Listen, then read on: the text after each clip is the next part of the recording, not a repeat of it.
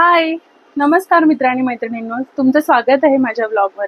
तर आज आपण बनवणार आहोत टोमॅटोचं सार. तर बघूया मी कशा पद्धतीने बनवते.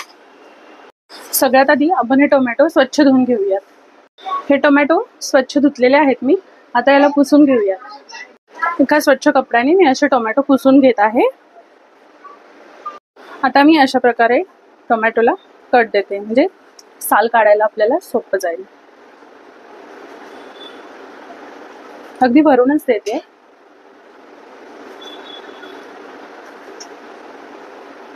हे तुम्ही बघू शकतात, असं मी कट केलेलं आहे. आणि आता हे आपल्याला कुकरमध्ये शिजवून घ्यायचं आहे. हे टोमॅटो आता मी स्वच्छ धुवून चिरून घेतलेले आहेत. कुकरमध्ये टाकले. आता याच्यात आपण पाणी टाकू. सर्वात आधी गॅस चालू करते. त्यावर हा कुकर ठेवलाय. आता कुकरमध्ये मी पाणी टाकते. आपल्याला जास्त पाणी टाकायची गरज नाही, थोडंसंच टाकायचं. आणि याला आपल्याला एक 3-4 शिट्ट्या येऊ द्यायच्या. आता यामध्ये पाणी ओतून झालं आहे. थोडंसं अजून टाकते मी.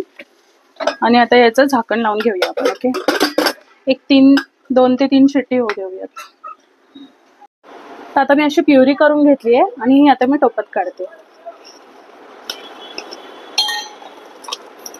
आता राहिलेल्या टोमॅटोची पण आपण प्युरी करून घेऊया. आता मिक्सरच्या दुसऱ्या भांड्यात आता आपण एक मिक्सरच्या भांड्यामध्ये 5-6 लसणाच्या पाकळ्या टाकूया. त्यानंतर थोडीशी कोथिंबीर आणि अद्रक जे मी खिसून टाकते. अख्खं टाकल्यावर कधी कधी काय राहतं, त्याचे तुकडे तोंडात येतात. त्यामुळे मग खिसून याच्यामध्ये टाकते. हे असं अद्रक टाकले आपण. आता हे सगळं आपण ग्राइंड करून घेऊया. आता ही अशी पेस्ट रेडी झाली आहे. ती मी एका वाटीत काढून घेते. थोडीशी पातळ केली मी पाणी टाकून. हे बघू शकता तुम्ही, अशा प्रकारे पेस्ट झाली. आता आपण गॅसवर एक बाउल ठेवूया, कढई.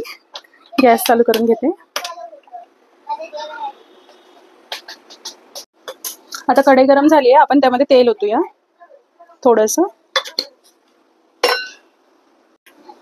आता यामध्ये ही पेस्ट टाकूया. अद्रक, लसूण, कोथिंबीर, मिरचीची. सॉरी, मिरची नाही टाकली, फक्त अद्रक, लसूण आणि कोथिंबीर आहे. आता मीडियम फ्लेमवर मी हे थोडंसं परतून घेते. हे परतून झालेलं आहे.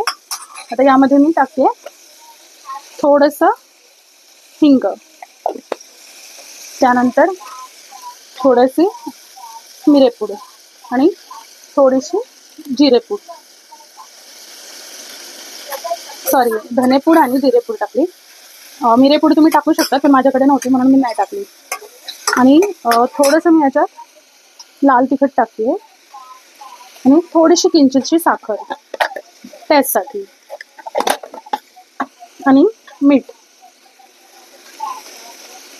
तुम्ही तुमच्या आवडीनुसार टाकू शकता.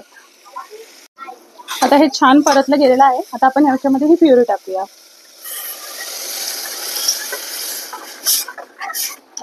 कन्सिस्टन्सी तुम्हाला पाहिजे तशी ठेवू शकता तुम्ही, जास्त घट्ट किंवा पातळ. मी मीडियम ठेवते, थोडीशी भातावर खाण्यासारखी. सो मी थोडंसं पाणी ॲड करते याच्यामध्ये.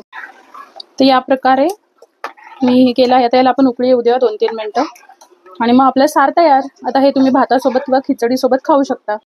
तर अशा प्रकारे याला उकळी आलेली आहे आणि हे मस्त सार तयार झालेलं आहे. अशा प्रकारे सार तयार झालेलं आहे. आता मी यात गार्निशिंगसाठी थोडीशी कोथिंबीर असं ठेवते. आता आपण करूया पकोडे.